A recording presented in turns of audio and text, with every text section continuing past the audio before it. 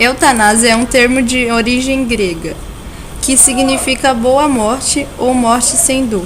A prática de eutanásia é suportada pela teoria que defende o direito do doente incurável de pôr termo à vida quando sujeito a intoleráveis sofrimentos físicos ou psíquicos.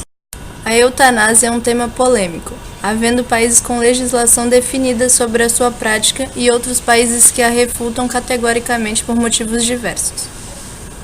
Em sentido amplo, a eutanásia implica uma morte suave e indolor. No seu sentido restrito, implica o ato de terminar a vida de uma pessoa ou ajudar no seu suicídio.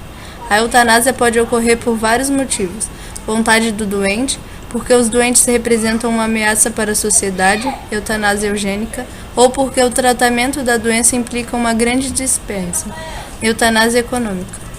Apesar de algumas culturas aceitarem a eutanásia, a maior parte não admite essa atividade, que é considerada no âmbito da religião.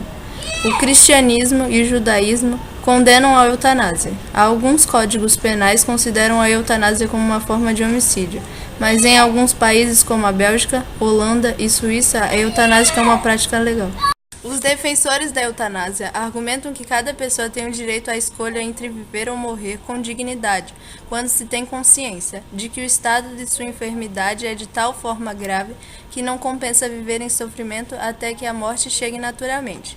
Quem condena a prática de eutanásia utiliza frequentemente o argumento religioso de que só Deus tem o direito de dar ou tirar a vida e, portanto, o médico não deve interferir neste dom sagrado. A eutanásia teve início em 1939, na época do regime militar nazista, quando uma lei foi imposta diretamente dirigida para todos os médicos e parteiras da época e da região, que nela dizia que todas as crianças que nascessem com algum tipo de deficiência, sendo física ou mental, teria que ser morta com um método de eutanásia, sendo assim morrendo com uma injeção letal.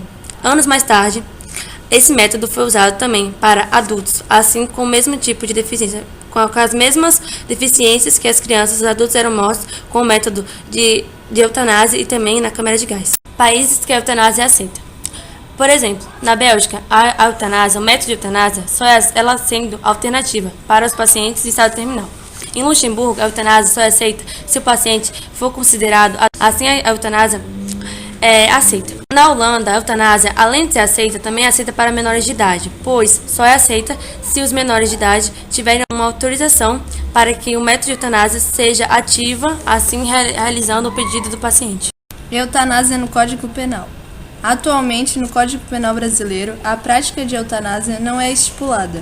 Assim sendo, o médico que termina a vida de um paciente por compaixão comete homicídio, simples indicado no artigo 121, sujeito a pena de 6 a 20 anos de reclusão.